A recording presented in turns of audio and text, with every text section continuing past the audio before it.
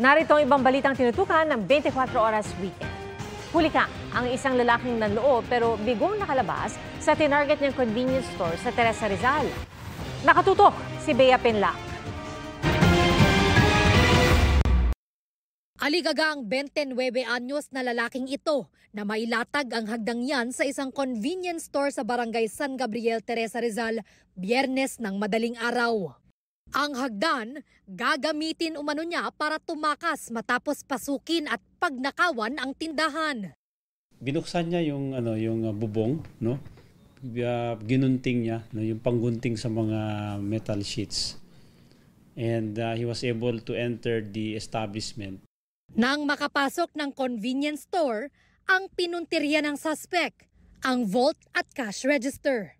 Still intact yung ating vault, no, yung vault ng convenience store. So wala siyang nakuha doon. Nakakuha siya ng 2 pakete ng sigarilyo. Sa mga sandaling ito, nakatawag na ng pulis ang empleyadong nakabantay sa CCTV. Hello po sir, pwede po kayong umakit sa may bibungan po yung natin, mga kapulisan po sir. They were able to respond immediately and arrest the suspect. Umamin ng suspect na pinasok niya ang convenience store. Yung alak lang sa sigarilyo kukuhain ko. Wala na ako dun. May itinuturo pa siyang di patukoy na lalaki na utak umano ng krimen. Hindi pa ako nag-isip yun. Yung kasama ko nagmamanman yun. Sinama niya lang ako. Dun sa CCTV, mag-isa lang niya na pumasok dun sa establishment. We're conducting follow-up operation. Reklamong robbery ang kakaharapin ng suspect na nakakulong na sa Teresa Municipal Police Station. Para sa GMA Integrated News, Bea Pinlac, nakatutok 24 oras. Isang lalaking senior citizen ang nasawi sa nasunog na residential area kagabi sa Santa Mesa, Maynila. Nakatutok si Jamie Santos.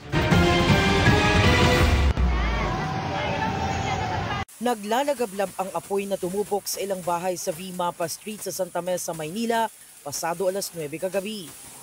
Halos di madaanan ng mga sasakyan ang bahagi ng Ramon Magsaysay Boulevard at V-Mapa dahil sa mga rumesponding fire truck.